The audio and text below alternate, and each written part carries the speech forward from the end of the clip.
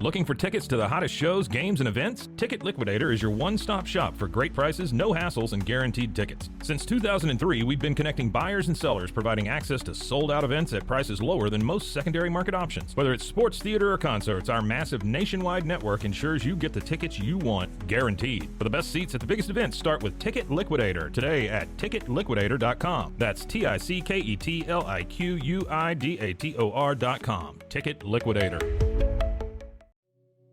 Farmhounds offers natural treats and chews made with quality products that support family farms, regenerative agriculture, and humane farming practices. Give your dog the best with wholesome, organic ingredients that promote health and happiness. Shop now at farmhounds.com.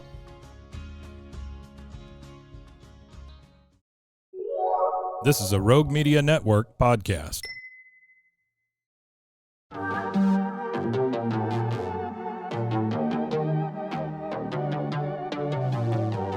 Hey y'all, I'm April. And I'm Caroline. And this is your Bloody Happy Hour. Caroline, are you ready for this? This is your newest guilty pleasure. It's the bloodiest part of your week. Did we say something about it also being happy hour? Show did. Because we about to be sipping on some murder. Bloody Happy Hour.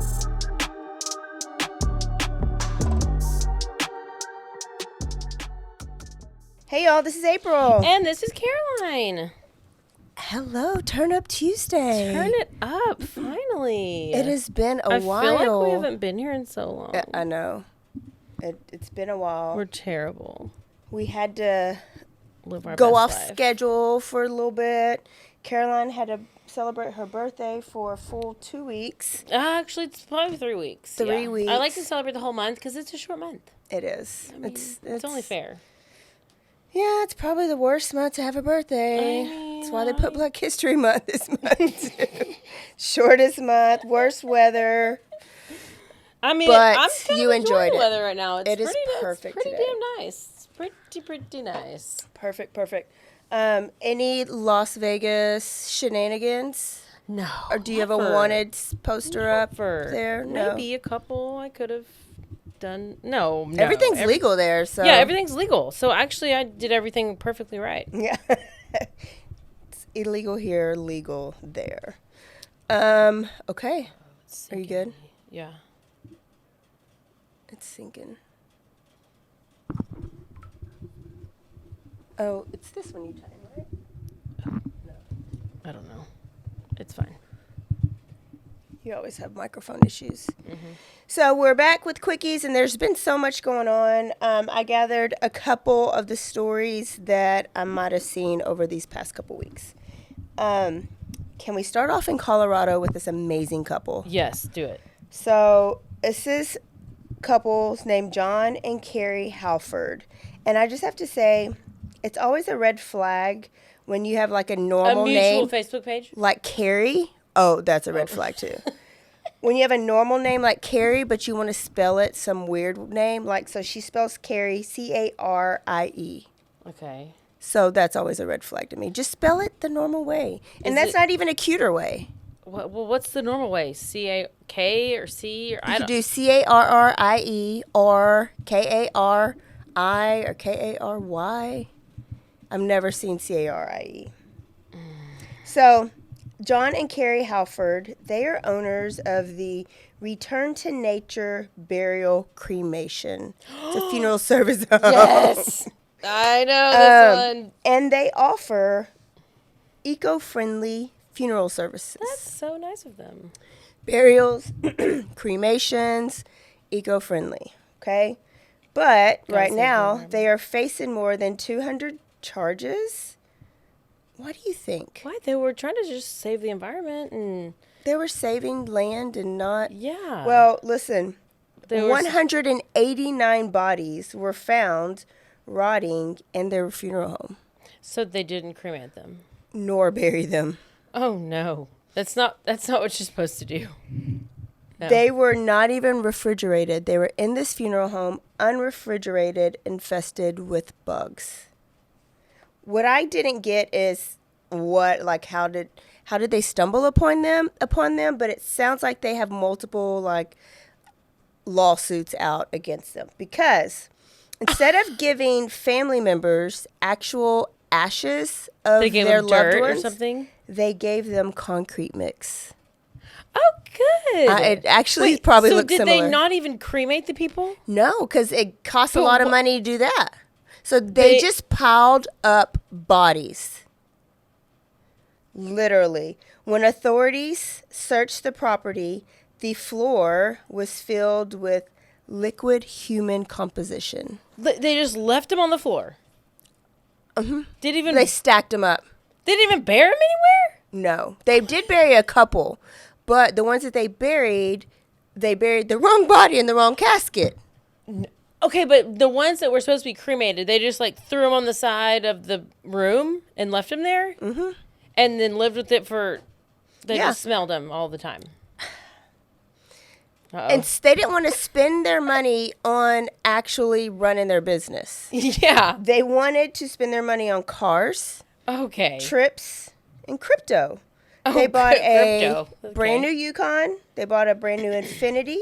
She got a bunch of body sculpting, like cosmetic she surgery. wanted some. Okay, she really wanted plastic surgery, and he wanted some random Tahoe. They went to California, Florida, Las Vegas, bought tons of Gucci, tons of Tiffany and Company, and they misspent over $900,000 in COVID pandemic relief funds. So remember way back when where Yeah. people were like using that Yes, COVID money to maybe yes. start businesses? Yeah. $900,000. Wow. Charges are fraud, corpse abuse, forgery. In 2 cases, they buried the wrong body. And in all the cases, they did not cremate. They gave them bags of concrete mix. What? One lady, I need to dig into this more because one lady went into the funeral home after she kind of thought these people were sketchy, and she found her son's body that died in 2019 on the bottom of the other piles of bodies. What, did she just dig through the bodies? Well, I don't know if she Yeah, we found don't him know. or if Yeah, the police yeah. found him, but she had to identify him, and the son's face had been eaten off by rats and maggots. Maggots. Yep. Can lovely. you? That is. But you thought you had his ashes on the dresser the whole time. I cannot. I really kind of hope that the people who did this, their Faces faces get get eaten by rats and maggots. It's like, okay. While alive.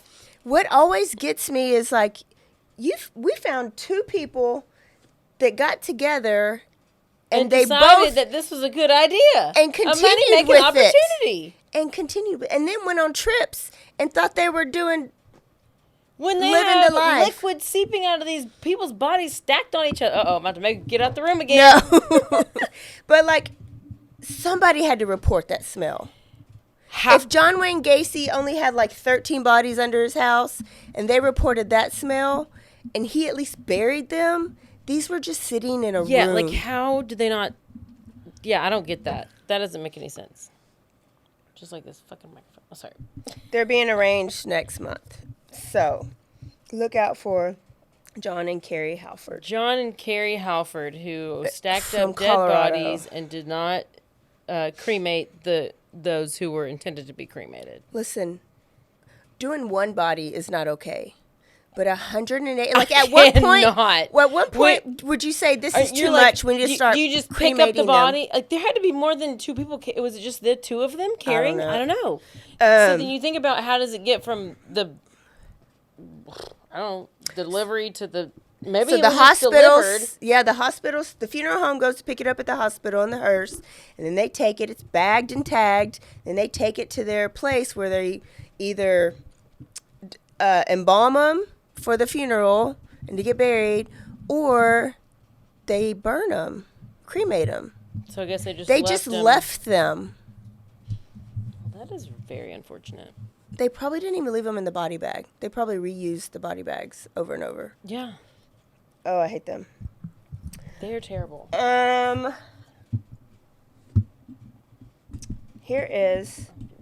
This guy's name's Tyree Smith, and he is from Connecticut. And the article says, killer who who ate part of his victim's brain, granted supervised release from psychiatric hospital. You know those hospitals that don't exist to you? Yeah, they don't, because I just still don't think they really exist. So He needs to be in an asylum. They need to when go to was he asylums. found not guilty? I mean, it's basically what an asylum is. Oh, okay. In 2013, he was found not guilty by reason of insanity for killing a victim with a hatchet, eating body parts. Has now, so 2013, that's 10 years ago. Oh, he's sane 11 now. years ago. He's totally. You just go. You just can. Your brain changes like that. Okay. Yeah. Okay. He was confined to this Whiting Forensic Hospital for 60 years in 2013 in connection with Angel Gonzalez's death, who he mutilated the body, and the body wasn't found until like months after he actually killed her or him, hacked the body to death, and then told a cousin that he ate part of Angel's brain and an eyeball while drinking his sake. Oh, it's kind of like Texas Eyeball Killer, like episode 3 or something. But why with sake? Maybe he needed to wash it down. Why with sake? Why would you? You know, maybe it's pungent. I don't know. Oh my Maybe goodness. wash down the eyeball. I'm not sure. So I've never tried eyeball. he did everything that he was supposed to do. The psychiatrist at the time of the trial said that he had schizophrenia, alcohol, and drug abuse. The results of, and then not being on medication is why he committed this crime. So, once you're in these places, you're reevaluated like every 180 days. So as long as you're taking medicine and going to therapy and answering the questions like you're supposed to, you can get out. And they can't retry you for the same crime. So he is not getting released like into life. He is getting released into another type place where he's going to have around the clock surveillance, but it's not like a mental hospital. It's not an asylum. Can you check out when you want, or you have to be I released? think eventually you end up getting more. He has to be there for 9 months. Okay, so he has to be there a certain amount of time Before he's formally discharged. discharged. Yeah. Oh gosh, that sounds safe. But he has to continue treatments. But the problem is they get out And they stop taking their pills, and they their meds. stop taking their medicine because they think they're cured. And then they go and shoot their kid in Riesel 12 times. Mm-hmm. Like the teacher did here. And then they get to go right back in the hospital. Well, there you go. Like she Cycle of gets. life. So I just thought that was crazy just because he ate the brain with some sake. Did he That wasn't even a good thing to wash it down with. put any salt? I don't know. I mean, I don't know. You have to be Really crazy. Yes. Really, There's really got to be crazy. something to be like, hey, I'm gonna eat this brain or any part of it. Yeah. I don't know. This one's, they're all sad, but this one's sad because it has to do with the little kid and all innocent little kids, but bullying that just goes too far. So this is in Texas. 11-year-old Jocelyn Carranza died February 8th in Gainesville, Texas. Family had finally talked to the school, figured out that she had been bullied and receiving counseling at school because she was being bullied. The bullies were telling her that they were going to call immigration to get her parents taken away and she would be alone with nobody to take care of her. So the mom was saying how Jocelyn knows nothing about anything that's going on like in the world like that. And so the fear was she was missing class because she thought she was going to be alone. So she ended up taking her life. What I haven't seen is because her mom found her unconscious. They haven't reported how she did it. Did she hang herself? How Did old was she? this? 11. Okay. I was, So what grade is that? like fifth fifth or grade? sixth. Yeah. Yeah. So I don't know how she I did it, but did she ended see up dying this. at the hospital 5 days later. mean, She was what brain dead. happens that's that bad at that young of an age that you know even to do that? The school and the parent says there were no other signs of like sadness or depression, but this bullying. However, the school never told the parents that any of this was going on. So there's documented stuff that this bullying was going on, and they were sending her to counseling for it, but they had never told the parents that she was dealing with this. If you send the kid to counseling, you might need to let the parents know. Yes. Yes. And actually, your parents usually have to sign a form to allow. Where was this? California or something? No, it's in Gainesville, Texas. Oh, shit, it's in Texas. So, and all it is grown kids and grown folks conversations. All the politics that are going on right now, they probably come from a household that worships politics and not love.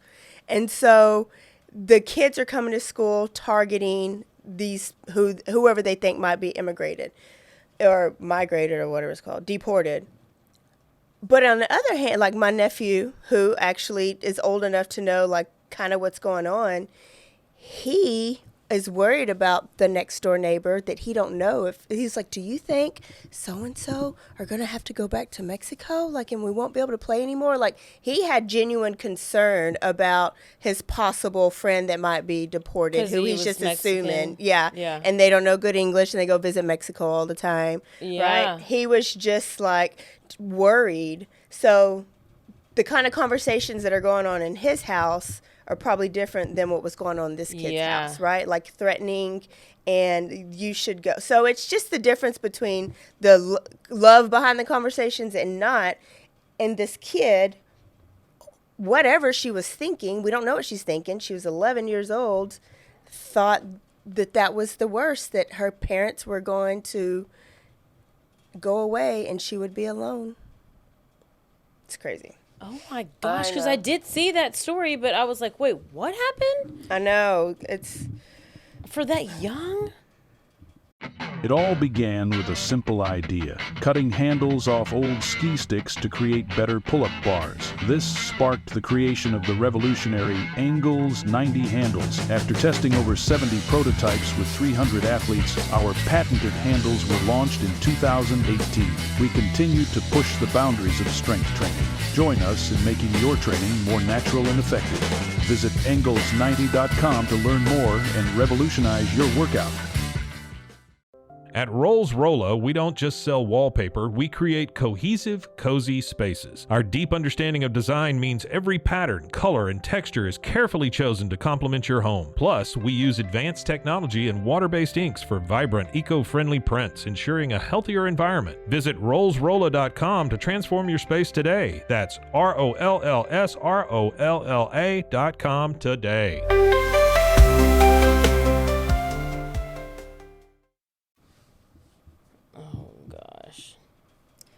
What is it? What did we say? 5th grade? Yeah. Yeah, I remember. Yes, definitely 10 years old is 5th grade, so it's like fifth or sixth grade. Sure. Which by junior high it kind of happens more often, but it just seemed really young to me. I would agree. What else? We have. Let's see. There was Kohberger,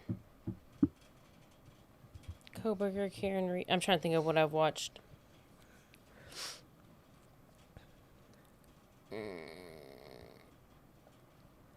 How have you heard of the Preppy murder? No. Matthew Hertgen. Oh wait, did you watch the Princeton? No. Oh, we do need to talk about Gabby. Yes, Gabby Petito. Yes, we do need to talk about that. That's what's going. So this is my last one. It just came out today. A New Jersey man allegedly beat and stabbed his younger brother to death in a ritzy Princeton apartment, and then posted a creepy poem to social media that included lines like knives sharpening, blood oozing out of his eyes, several months before killing his brother. This kid is cute. Like when they showed his before picture, he was a Princeton kid. Smart. He was like cleaned up, well-groomed. And then they said if you watch his social media, he went dark for a little bit, and then he came out with these weird posts, and then he grew all his facial hair out, and he gained a lot of weight. So they're thinking that it may be schizophrenia. He's probably on whatever Austin Harris was on. They call this fratricide, right? Remember your brother, killing of your brother? Yes. Fratricide. Killed him on Saturday night. Let's see if there's anything else about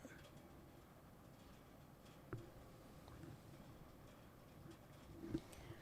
What you have created, why you have created it, who are you trying to strangle, and what God are you serving? I can see the knives sharpening. I can hear the arrows whizzing. What? And This I is can in his- feel my heart beating, but can he? Someone sits alone in that room where the walls shake. The poem continued. He still has a pulse. Blood still flows through his veins, but something is wrapped around him, squeezing him, choking him, suffocating him. Tightly wound around his head, fastened deep in his throat, blood oozes out of his eyes. His ears are sparkling, his face vibrates, he convulses, and he doesn't stop. He's lost, he's asleep, he's dead. This is the poem he wrote on Facebook as he was killing his brother. Oh, no. Or after, or whatever. He was narrating it. He had been accused of using a knife and a golf club to slash and beat his brother Joseph to death at 11:15 p.m. just now, Saturday night. What? What, like that mom, it's kind of like our Paris, I want to say Paris Hilton, but the Paris story in Abilene, remember where he watched that porn and like killed the little 4-year-old sister? Yes. God, that was a long time ago. So that mom, one kid killed the other. But this mom on the Paris story kind of continued to support Paris. But like, what is this mom going to... That's the hardest place I think you ever have to be in with the mom. I'd rather for my kid to kill me than to kill the brother. I don't know. That is bad. It is bad. That poor mom and dad. So Gabby Okay, Petito. so did you watch all of it? Yes. Did you? Is the question. Well, no, of course not. I watched about half of it at least. And then... I should have made notes. Well, I did hear... I watched a clip from... Like a 20-minute clip from... Like the parents doing their interview with the... What was it? 48... I don't know, whatever it was. Whoever they were interviewing with. And they were like, they revealed some stuff that had not been revealed. Yes. And then apparently the documentary revealed some other things that had not been revealed. So I guess it was text messages back and forth. And I thought it was strange that Gabby's mom, it's almost like she never met Brian's mom. Or at least in the text messages that she sent, when she sent it and she didn't get a response, then she responded and she was like, do I have the right number? So I was thinking, have you never talked to this lady who your daughter is engaged to? Or I took it as... and I just saw the clip, so you saw the yeah, whole thing. I took it as, why would... My daughter's about to marry your son and lived with you. Why would you not respond to this urgent text message? So she was questioning maybe this is the wrong number because there's no other reason to not respond unless you're shady and guilty, which they were. But I'm like, have they not ever met? Yeah, but numbers can change. I don't know. Well, I But guess they did live further away. Well, yeah, like they were in like the northeast, and they were in Florida. I don't know, I think New York or whatever. The bombshell for me was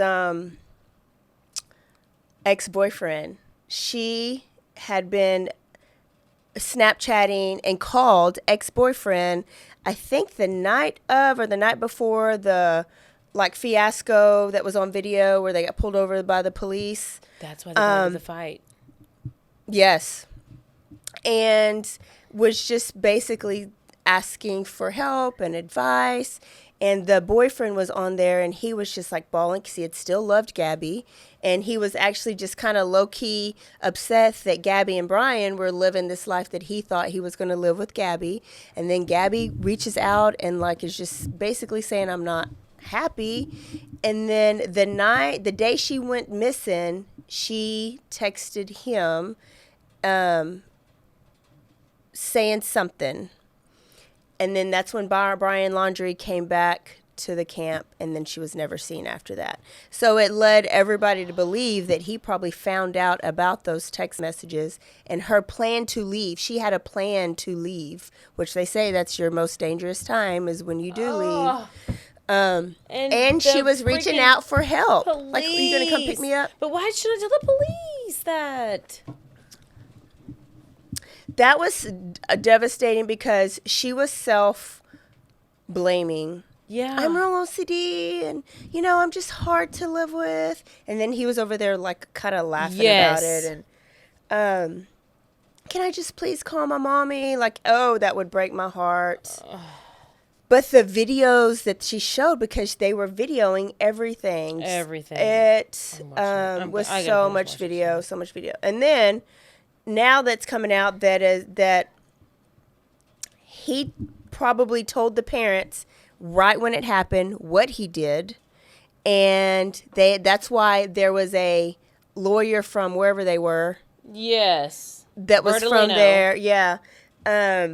And they helped him come back here, or they met him and Miss Laundrie actually drove. So now it's like, did Brian Laundrie ever really come back home, or did he take off from there? And then about how it had only been like however many days, and then your body was found in just bones, skeletal remains. Brian's? Yes. Oh. And it had been 5 days, where Gabby had been missing for weeks, and her body was still he had intact. obviously left, and do you So think they the were parents saying- knew that he was going to go kill himself? No,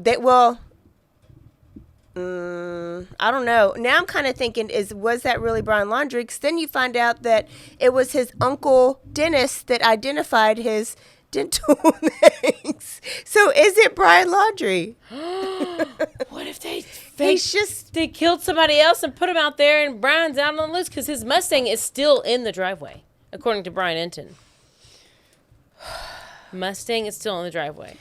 It's devastating. I don't know. I keep using that word, but Some people ask me. The mom. Some people ask me, what makes this case so different and big in general. I don't know.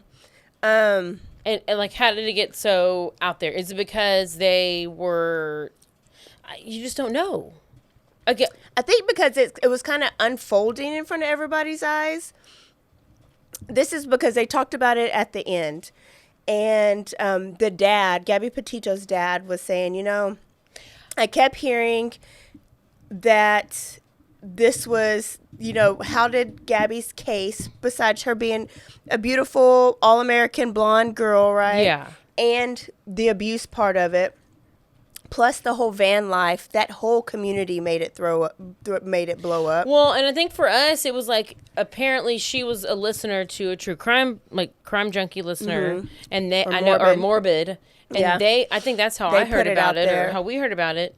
So it could be that, which I don't know how they would have. Well, whoever, maybe if you have a bunch of true crime people looking at true crime stuff, and then we find that, then maybe like the internet sleuths kind of. But they were started a saying thing. a missing white woman craze is a real Yeah. thing. And Yeah. so he was mad. He was like, I was mad at first because they're just saying that my daughter is popular because of the color of her skin or whatever. And he says, then I did the research, and then I looked into it, and then I saw cases that were even worse than Gabby's that did not make it to like the local news.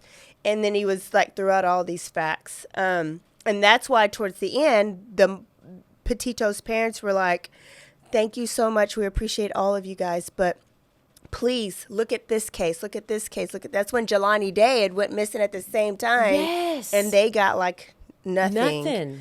Like Cardi B and people like that had to like share the story to get some traction. And I wonder if also it's because they were like streaming, like live streaming stuff, but also another YouTuber drove past the van and saw Yeah. it. So it was maybe all these like kind of details that were just coming up like pretty quickly, and then he's like gone. He's using her phone. I don't know. Using her phone, texting himself. Yeah, and then her credit card gets used or whatever, and then he drives out and leaves, and you never know, because Carly Russell, I mean, her case went viral whenever she was faking it with them Cheez-Its. Yeah, but it's easier to make that one story like that go viral when you're making the black person look bad. You don't want a story to go viral where the black person's a victim. Now, the Shanquella Robinson kind of got big, but then it was done. it happened. It got big for a week. Yeah. Done. No follow-up. They're not reporting it anymore. Nobody's gone. Nothing. Nobody's arrested. Nothing. Yeah. But that can go the same for if Gabby wasn't that pretty. Maybe she was blonde and blue eyes, but if she wasn't like that red pretty, hair and tattoos or something, red hair, she would have went really viral. But would she have gotten the same traction if she wasn't as cute as she was? I don't. I think it's all about if you're vanity cute. And yeah. I mean, it's just, and then who can identify with you, because she wasn't popular, a YouTuber or whatever she did, vlogger then. Yeah. Her videos had like 600 views. Yeah.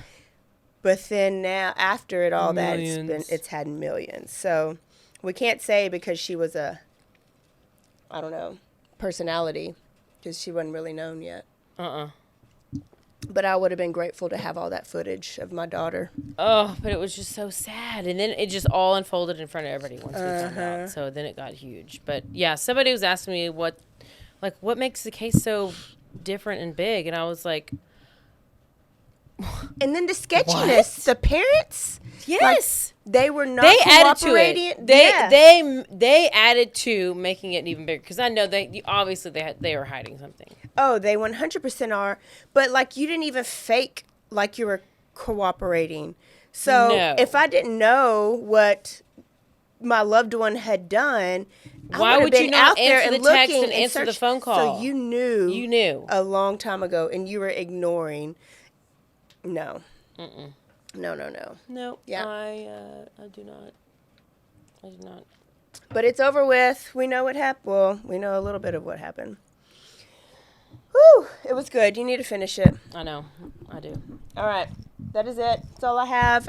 Was there anything else that had come out on Netflix that was good and worth watching and talking about?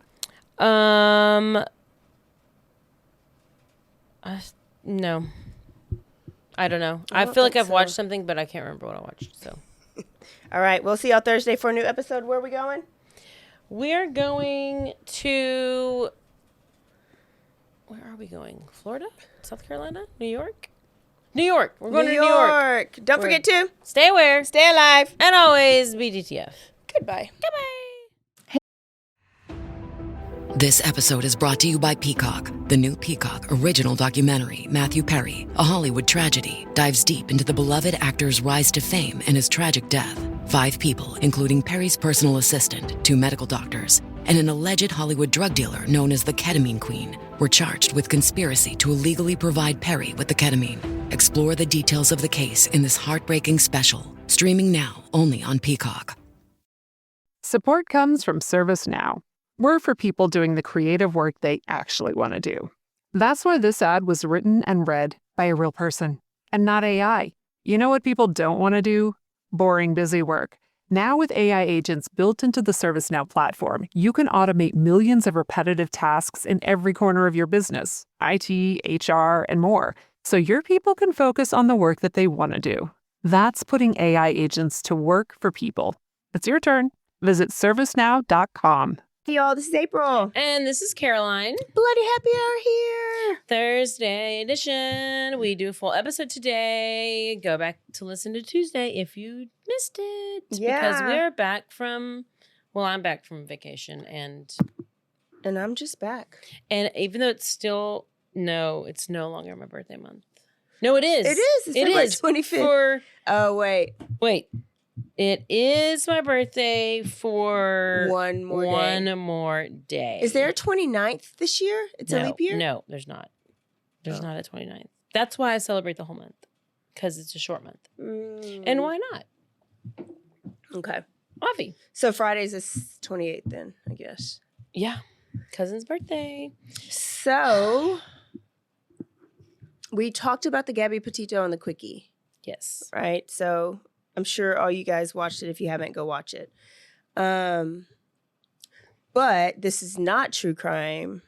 I watched the Dexter Original Sin. That just came out. It's basically the prequel to Dexter. Oh my gosh. So you don't have to watch any Dexter. Can you just watch it? You can, because it remember Dexter had the code of how he can kill because Harry, his dad, gave him the code. Did you watch Dexter? If you didn't watch Dexter, get the hell out right now. I mean, I watched a little bit of it, but the first few episodes were just like, I couldn't get into it in the beginning. That was a long time ago. I don't know. I have a mental It's the best. issue. It's the best. His voice is great. But his face is great too. I mean, and he's a redhead. It's a win-win. I mean, so it's basically how he became a serial killer. So it tells his story, then how he was adopted by his dad, and how they developed the code, and when he first started working for Miami PD. why did they not have that as the first season? They can't. Too boring. Yeah. Yeah. Well, and what they did is Dexter got so big. So then it was Dexter Resurrection that came out a couple years ago. So remember, Dexter died at the end of the series. No, Dexter escaped. They found out he was a serial killer and he escaped. So then Dexter Resurrection is him living a new life up in the mountains, and his son comes to find him. And then his son kills him. He's not a killer anymore. He's reformed, but he finds out his son has a dark passenger. Oh, no. That's what he used to call it. So his son ends up killing him, so he dies. So then they're like, well, you can't resurrect him twice.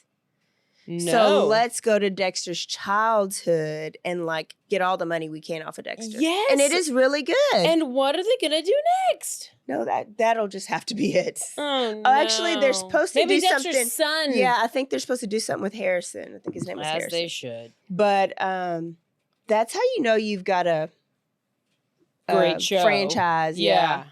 Everybody loves it. So watch. There's only like 8 or 9 episodes. It's good. Okay, well. And it's Dexter's voice, like that narrates the real Dexter. He narrates this one too. Okay, that's it. That's my new news. Well, I love it. And I did see that it came out, so. Do you want to go to New York? Surely. In real life and on the podcast. I don't want to go in real life, but I'll go on the podcast. So, have you ever heard of the Porco family? Peter Porco? Nope. Christopher Porco. Okay, well, Peter Porco is who we're going to talk about today. Okay. He was 52 years old, happily married he had 2 kids. His wife, Joan, who was 54, married happily. And Peter was a court clerk for the appeals court judge. Great job. Okay. And he was married to Joan, and she was a children's speech pathologist. Oh. And they lived in Del Mar, New York. So on the morning of November 15th, 2004, Peter Porco did not come into work, which was out of character. He was a very reliable, very respected person. So when he did not call and tell anyone that he was not going to be at work, it was very unusual. Because they're like, this is not his typical situation. So he didn't call in, and they called him several times, and they finally sent somebody over there to go check on him. So Michael Hart, who was one of the court officers, went over to the house to just see what was going on, if anybody was there. So he goes up to the door, and he notices that it's slightly opened, and that there's blood on the front porch. Of it, where somebody went to check on at his house. He went to go check on Peter, and as he goes up to the front porch, he notices there's blood on the porch, and the door is slightly open. Then he goes over to the window, and he peeks through the window, and that's when he sees Peter's body laying in blood at like near the bottom of their staircase. So he does not go in. He immediately calls the police, and he is just like, "What WTF?" Yeah. So then officers, EMS, everybody comes to the scene. They find this just body that is just at the foot of the stairs, face down in a pool of blood. Okay. And this is Peter. So they find out from when they get in there, they notice he's been like beaten in his head. Like he's suffered these traumatic head injuries, blunt force trauma injuries to his head. And they go upstairs and they find his wife, Joan. She had also been attacked. Okay. At least it's not her. Joan had been hit 3 times, but she had horrible, devastating injuries. She had a shattered jaw. Her skull was split open, exposing her brain. Ooh. She lost an eye and several teeth. How old were their kids? I'll tell you in a second. But Joan was conscious. Okay. And barely. She was clinging to life. And it's never going to be the same. She was conscious because she was unable to speak. She could barely move. And whenever the paramedics came in there and asked her a question, she was able to raise her hand to be like, I'm alive. Okay. She couldn't talk. But then apparently they were asking her questions and she was able to either, I noticed, read or podcast or read some articles, and some say that she blinked her eyes in order to answer the question, and some say she nodded her head or shook her head in order to answer the question. Listen, if I'm missing an eyeball, I'm not going to blink my eyes. Yeah, I don't know I just don't know. It's bad. Okay, so she's there. She can barely move. She's conscious. And next to her body was the murder weapon, which was a bloody fireman's axe. Fireman's axe. Next to her. Okay, so we have what this has huge happened? axe.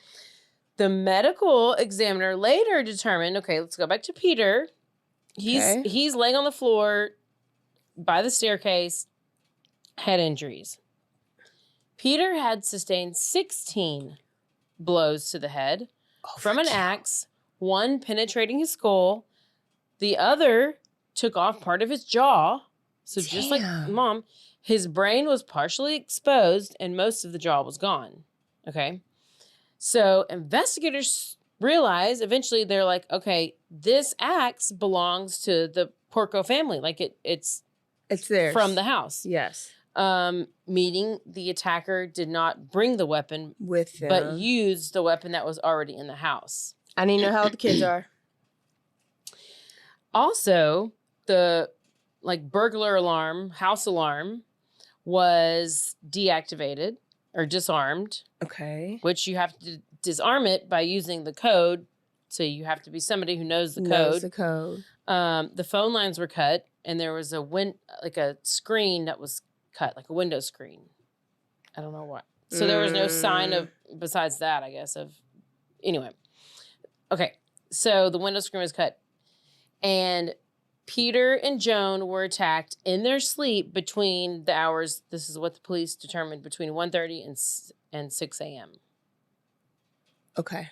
Which is big quite window. Quite a window. But despite Peter's injuries, 16 times with an axe, brain is showing, jaw is half missing, he did not die immediately. What?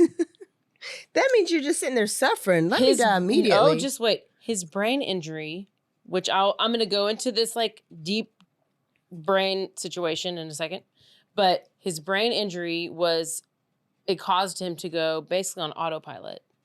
So he was adrenaline autopilot, and he was able to wake up the next morning and do his entire morning routine. Okay, I'll tell you. So after the attack that morning, Peter's alarm goes off, and police were able to follow a blood trail through the house, which this is like a huge trail of blood all over this house. And they were able to retrace the steps. They found out that he got out of bed, continuing his normal routine, covered in blood. They tracked him through the house. He first went to the bathroom where it looked like he was shaving, like he attempted to shave, which was his daily routine. What? Likely staring himself in the mirror. And then not registering. Unaware of his injuries. What? Unaware. The All brain is while crazy. blood is pooling in the sink right below him, beneath him, as well as on the floor. So you're drenched in, it's creepy hearing about it. Okay. Brain partially exposed, most of his jaw's off, stood in the mirror like nothing's wrong. And wife is bleeding on the ground. Like, what are you doing? She can't move. I don't know. Yeah. Yeah. So his body just kept going. He goes downstairs to the kitchen. He loads the dishwasher. He makes a sandwich and gets his lunch ready to go to work. He is doing all the things. His body is just like going and going. He then walks out the front door to get the newspaper. This is why when the coworker comes in and sees blood on the front porch, that's what it's from. Because he went outside, grabbed the newspaper, and it was still early enough, likely, that it was like nobody really saw. It was probably pretty dark. However, he managed to, when the door closed behind him, it just somehow locked behind him. I don't know. I don't know if the killer was still in there, locked him out, but he gets locked out of the house. He's conscious enough to know where the spare key is, which is like under the flower pot. Okay. So like your brain is still working to know that, have recall of where something you put in the So he gets the key, unlocks the door, goes inside. But it was at this point that his body finally gave out. And he collapsed. And he's in front of the stairs and he collapses like face down. And that's when he just like bled out and died. Yeah. So they think he got hit in his sleep and then got up and did that. Like it didn't even register that he got hit. Yes. What? It's like he was a zombie. Yes. Like that's literally a zombie. A dead person walking? That's a zombie. He was a zombie. Oof. So this is what I found out about what some article said that was going on in his brain. And it's really scientific, and I'm just going to read you this because I am not a scientist, although I sometimes might want to be. Forensic medical experts believe that the zombified state Peter was in was due to severe damage to the outer layer of his brain, the neocortex had sustained. The neocortex is the part of the brain that is responsible for complex thought and reasoning, sensory perception, motor commands, spatial reasoning, and language. It also makes up 70% of the volume of the human brain. However, the neocortex was so severely damaged by the attack that the paleocortex, which was almost completely undamaged, took over completely. The paleocortex is the part of the brain that is responsible for primal instincts and second nature routine habits.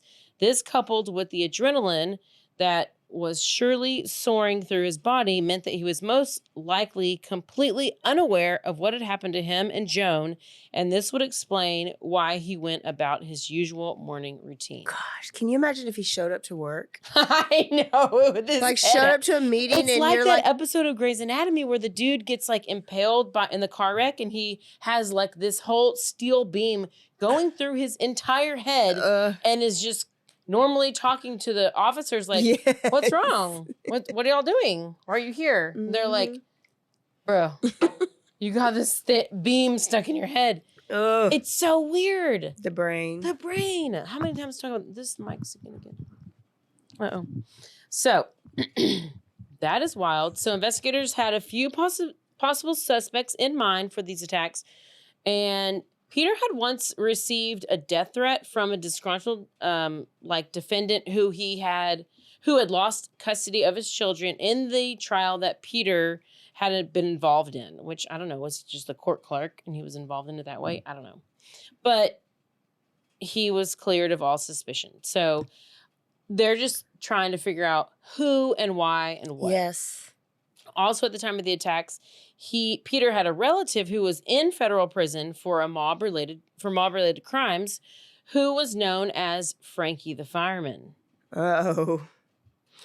As the axe that was found to Joan was a fireman's axe, it was suspected that the attack could have been a message from another mob member as a warning not to snitch. However, there was no additional evidence pointing to this theory, and Frankie had never given any information of this before, so that was completely ruled out. But just as you want to know, do they have any kids and how old are they? So they had 2 sons, Jonathan Porco, who was 23, and he was serving in the Navy on a nuclear submarine at the time of the attacks. That's a good alibi. Then we have Christopher Porco, who was 21 at the time, and he was a student at the University of Rochester, which was about a 3-hour drive from the family's home. And while they were able to clear Jonathan from all suspicion, they were not able to rule Christopher out due to his troubled past. Come on, Christopher. So Christopher had stolen various expensive items from his parents' house on at least 2 different occasions. November 28th, 2002, he had staged a burglary in which he stole 2 laptops and a camera. Then July 21st, 2003, he broke in again, stole another laptop 1 month before that. His eBay account had been frozen as he was flagged as a fraudulent user, taking customers' money and not shipping the items. How are you just that much of a crook and you're only 21? He was very much of a con man. He was a great liar, and he just had a lot of similarities as somebody else that I know. But in June 2003, he was working at a vet clinic. Oh, no. Which was also burglarized. And things that were taken: mobile phone, camera, computers. So he don't even want the tranquilizing drugs. drugs. He's just trying to pawn this stuff. Take the good stuff, dude. So some of the items that... Is he on drug? No? He would have tucked in some drugs. What does he want this money for? I don't know. He's got some type of addiction. That's true. Some of the items taken were discovered in a safe in his room by the detectives. So they found some of these items as they're investigating him. So he had Christopher, this is a little bit about how he works. He had previously dropped out of Rochester University due to his failing grades and enrolled in Hudson Community College instead. He was away traveling Europe with his friends on spring break when his parents discovered he was also failing out of community college. They sent him an email saying, quote, dishonesty is crumbling our relationship with you. But they still didn't cut him off with their money, so they were giving him money. So they had money. They're giving him money. Yes. What was he again? He was a what? What was a... he was the court clerk for the appeals, and then she was a speech path. Yes. And so they didn't cut him off. They wanted to... They still love their son. They just wanted... Tough love, probably. Yeah, tough love. So the next spring term, Christopher reapplied to Rochester University using forged transcripts from Hudson Community College that stated he had gotten straight A's in all of his exams. Oh. When his parents questioned how he was accepted into the university, he told them that one of his teachers had lost his final exam, so the school had to take him back. That's what he told his parents. Who would have thought of that, though? Dirty Chad. Yes. And you would have been like, yes. Yes. Oh, my goodness. This is the Dirty Chad playbook. It's the playbook. I found it. So Christopher told his parents that he needed a co-signed $2,000 loan to pay his tuition. But after he obtained his dad's personal and tax information, plus a copy of his signature. Oh, gosh. That he could learn to forge, Christopher took out a high-interest $31,000 loan as well as a $16,450 loan to purchase a bright yellow Jeep Wrangler. Oh my goodness. Both co-signed by Peter Porco in the forged signature. In November 2004, Peter, Dad, ran a credit check when he discovered the forged co-signed loans. Okay. And confronted And he wrote him. an email to his son threatening legal action against him. He said in the email, I want you to know that if you abuse my credit again, I will be forced to file forgery affidavits in order to disclaim liability, and that applies to the Citibank college loan if you attempt to reactivate it or use my credit to obtain any other loan. We may be disappointed in you, but your mother and I still love you and care about your future. Mother and father's love. However, all of this would simply be circumstantial evidence. What? Except for the surveillance footage that was discovered by investigators showing a bright yellow Jeep Wrangler, because you're a dumbass, leaving the university campus at 10:30 p.m. the night of the attacks and returning at 8:30 a.m. the next day. Oh, yeah. Yeah. This window gave him plenty of time to drive to his parents' home 3 hours away, commit the murders, and return back to campus and not raise suspicion. Yeah, but that's easily argued too. It is. As well as surveillance footage that they discovered, investigators searched Christopher's Jeep and they found an Easy Pass, which is a toll tag. Okay. It had been removed from the interior windshield, whatever, where, it's usually there automatically, whatever. And he had put it like under his seat so it didn't automatically ping that he drove through the toll tag thing. And this was to avoid detection. Well, that's obviously. stupid. They still take a picture of your license plate. I guess, but because I don't have a toll tag and they send me pictures, but I guess if you maybe he paid it, right? I don't know how it works. But the Jeep was obviously seen on camera, unmistakable, because it's a bright yellow Jeep. Don't commit a crime in a yellow Jeep. Or just go in like a Honda or whatever. I don't know. Hyundai. Oh shit. I went to a whole nother page. So, this at least gave the police, okay, we know what we're looking for. Or like we're going to just at least see, because I'm sure you can check point by point by point where this bright ass yellow Jeep is going. So gave them an idea of where he arrived and when he arrived and all the things. So, okay. It says he used cash to avoid detection. So he didn't get, Huh, okay. I guess you can stop You and can pay, go down that. 'cause sometimes There's you're an just aisle that you can just yeah. put the money in there, I guess. Yeah. But if you just want to go, they're going to take a picture of and they're you. going to send you the bill. Yeah. Okay. So, however, he did not take security. Okay, he was driving. All tickets were time stamped, and only 12 tickets were stamped in the time window between the Jeep arriving and leaving from the toll booth. And it didn't take investigators long to find a ticket with Christopher's DNA on it. Okay.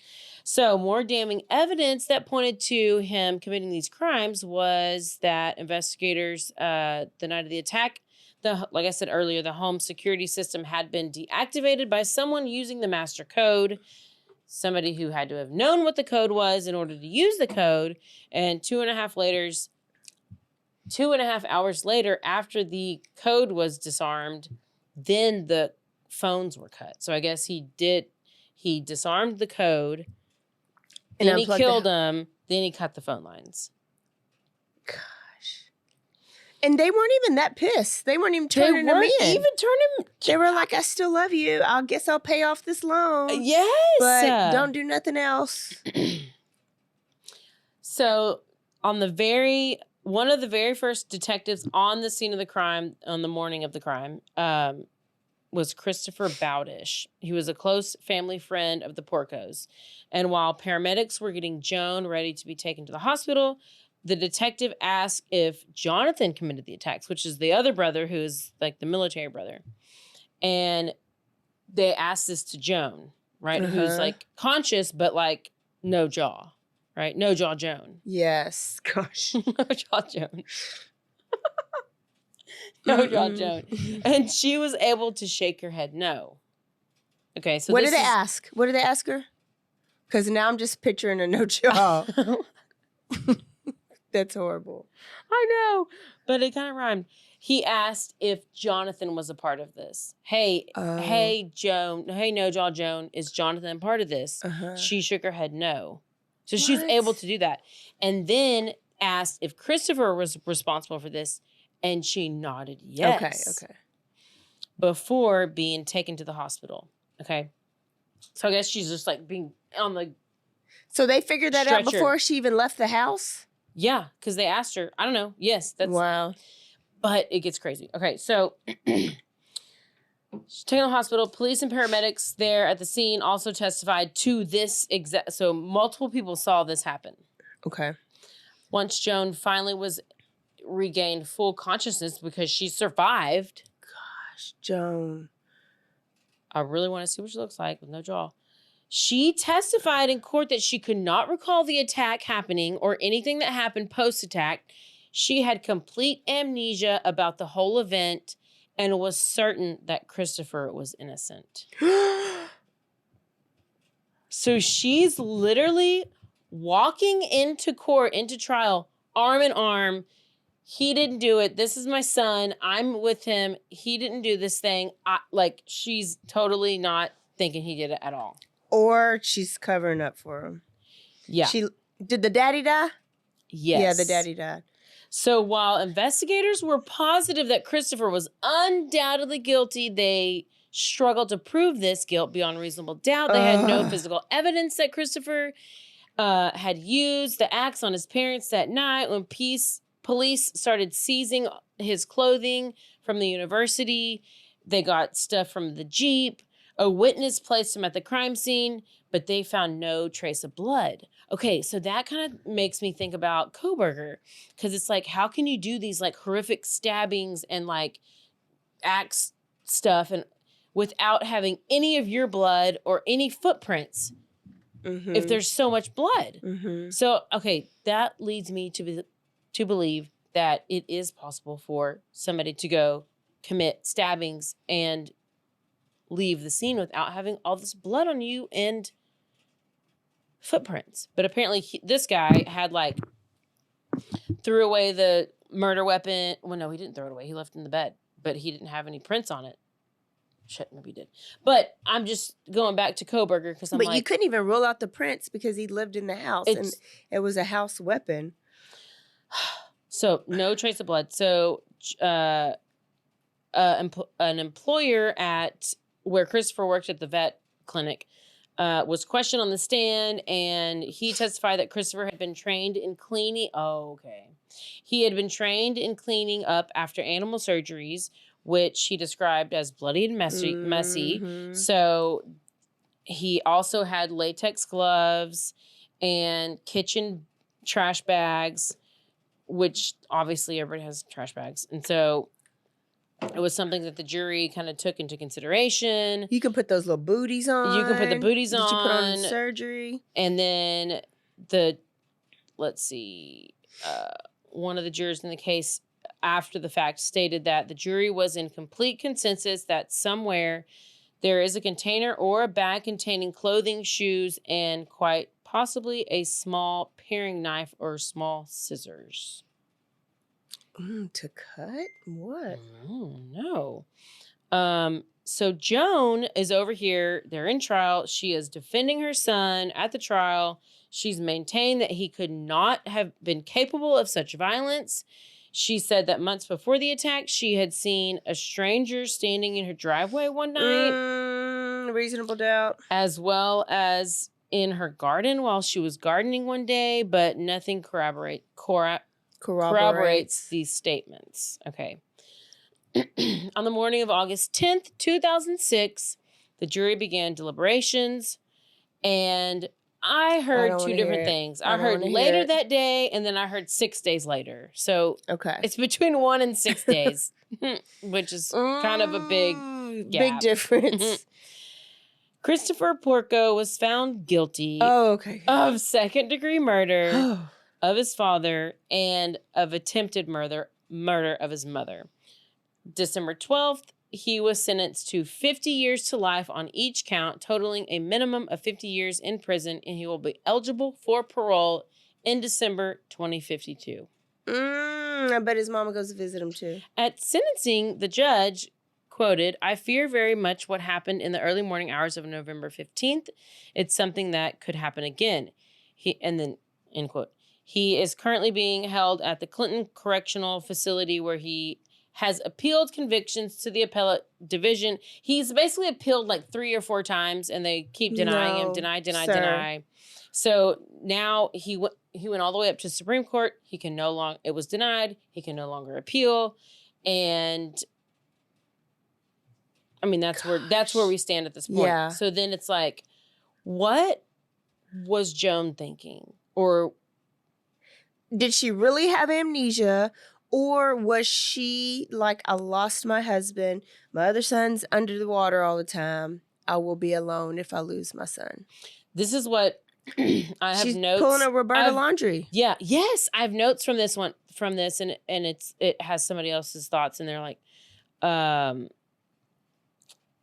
when she stated that Christopher had committed the crimes, there is a possibility that shock had not completely set in and she hadn't completely blacked out at the time of the rescue, and has her brain blocked out the entire thing subconsciously as protection measure. Is she protecting her son, saying that she has no memory of the thing, or is she protecting herself by knowing what happened and refusing to accept it?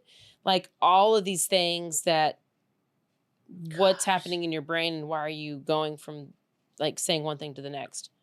Yeah, that's all I have. But like, what is, I mean, but if you're oh my gosh, I don't know. Like, what do you do if you're, because like, at least Roberta Laundrie wasn't attacked with an axe by her son.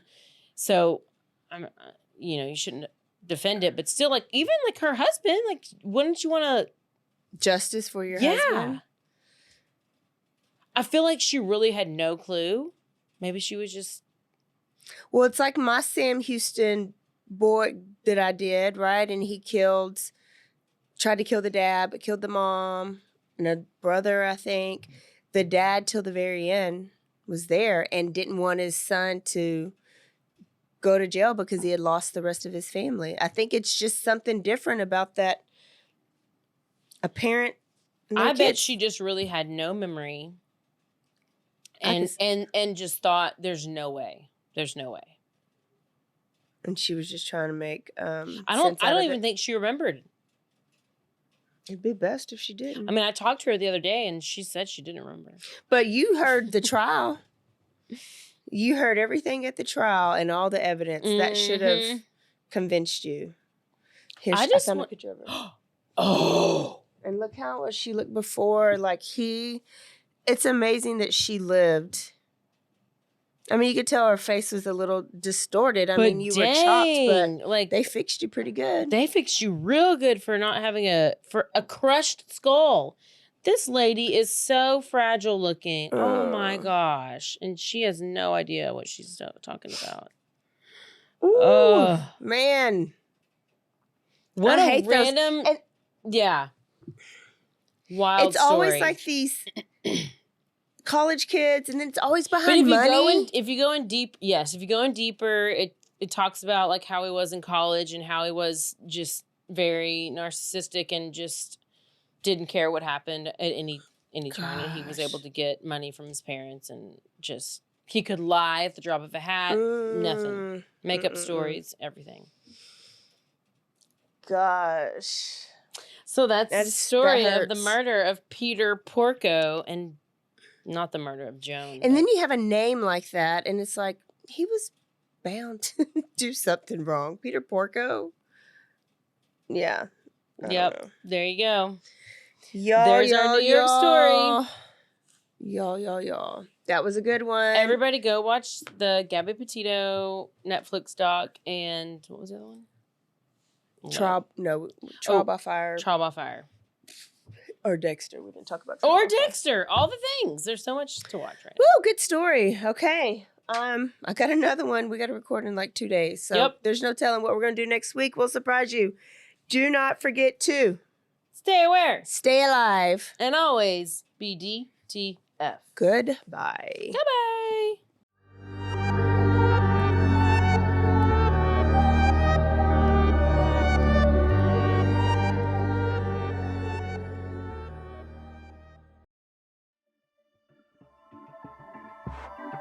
This has been a Rogue Media Network